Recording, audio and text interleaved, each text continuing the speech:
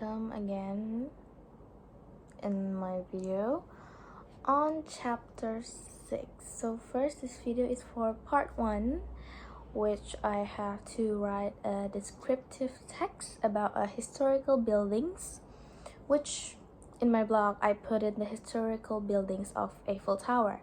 So I'm gonna read it to you just like in Miss North's blog says. I'm gonna read it to you in a great or a good pronunciation. Yes. Eiffel Tower. Eiffel Tower is an early model of wrought iron construction on an enormous scale.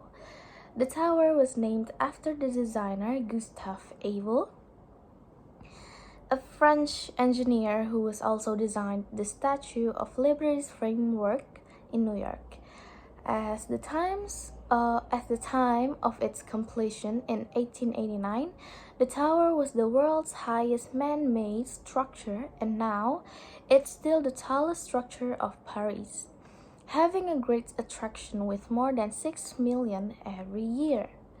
Eiffel Tower is considered as one of the most recognizable landmarks in the world. The tower consists of 3 levels, which is about 300 meters or 984 feet high. It also has a TV antenna on the top of the tower, which gives 22 meters of additional height.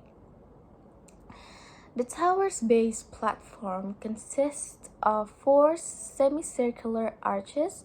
It's also installed with glass-walled elevators and stairs, which lead up to the first and second deck.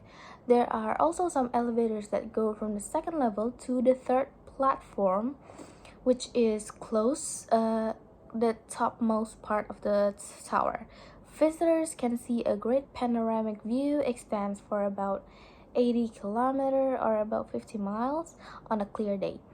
Along with the viewing areas, there are also museums, restaurants, and a souvenir shop on first and second platform. The Eiffel Tower initially was a result of a contest that held by the French government.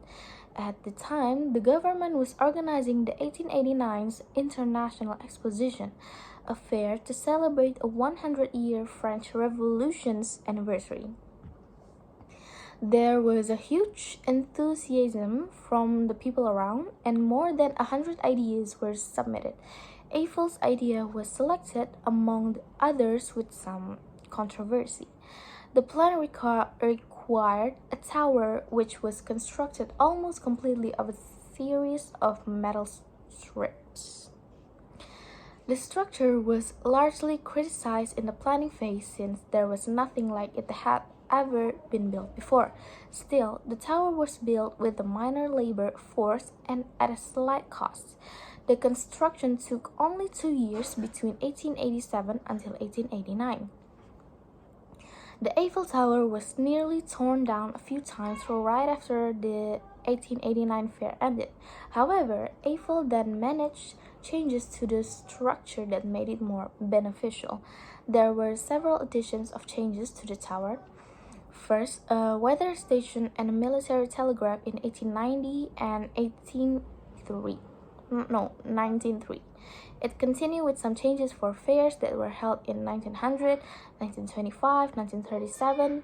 The tower was renovated in the early 1880s for its 100 years anniversary, right in 1989. Now, this landmark of Paris became a popular tourist stop from all over the world.